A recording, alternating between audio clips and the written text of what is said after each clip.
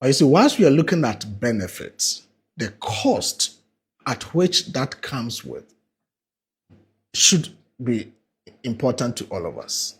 This is not the first time we are stabilizing the Ghanaian economy. And stability is relative. Today, you may say you have done so well, you've stabilized, but it's quite relative because there are other things that need to be done. We stabilize this economy, okay? Relative terms, using relative terms because we reduce inflation from 54% to 23%. That is a 31 percentage point reduction at a cost less than reduction of inflation from 3%, 23% to 5%, 18-point reduction. That the 18-point does it cost more? It's costing more. Well, could it not be, if you look at gradients, could it not be because you are getting into single days more difficult? No, I'm coming. So you cannot say that a lower percentage point reduction in inflation should cost the country or the central bank higher than when there was a higher percentage point reduction. That is the first point. Mm-hmm.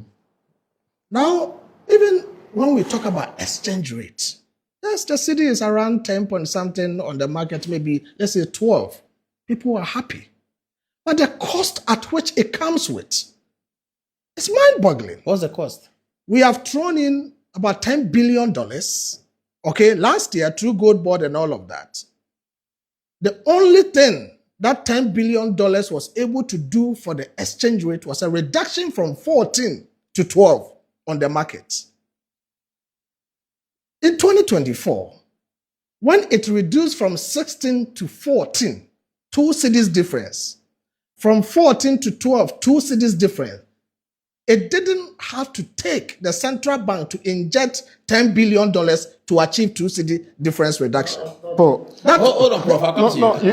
You hold it. I'll come to you. Let him finish. So, on that part of exchange rate reduction, 2 cedi difference. It's just that today, how much we buy the dollar is lower than how much we used to buy it in 2020, at the end of 2020. Which is positive for the economy. But at what incidence, at what cost? Why do we have to inject 10 billion cedis? What else could have the 10 billion done?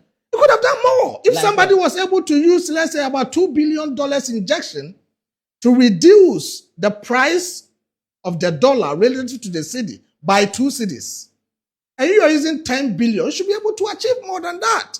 That is what I'm saying. That is that 10 billion lost? We are paying more for less. Where is the 10 billion? Is it lost? How come to you? Nobody said it's lost, but that's the intervention that has been made by the Bank of Ghana. Exactly. We are paying less. But I'm asking you that if they needed to make that intervention and the money is not lost and they have made the intervention and it's good for everyone, I'm saying that we have committed more, but the returns, returns is less. That is what we should avert our minds to. That is what is going to help us to critically examine whether or not the path that the central bank is on is optimal.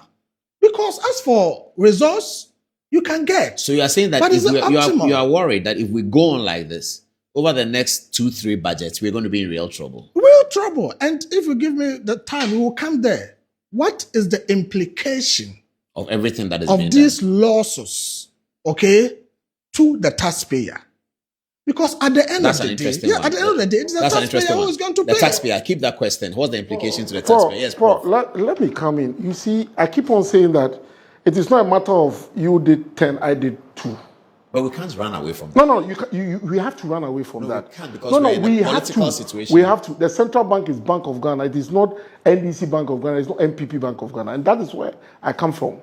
The central bank is an institution that has a mandate to ensure price stability, to ensure financial stability, and to ensure that they support growth in this economy. It doesn't matter whether it's MPP or NDC in power. But if someone is not you doing cannot the work also the carry way out they should do in it, economics, you cannot carry out exchange rate analysis by taking quantum. What do you mean? What do you say quantum? You cannot say I reduce it by 2, increase it by 2 So it's the There are other same. circumstances that determine it. You It mean is there are the other depreciating circumstances? rates that we talk about. The rate at which is depreciated. Precisely. I mean, in To economics, stem the tide. yeah, precisely. You need to talk about depreciation. So You we're don't talking talk about stemming the Look, tide.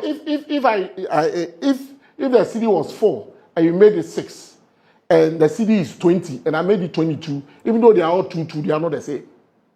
So use the rate of depreciation.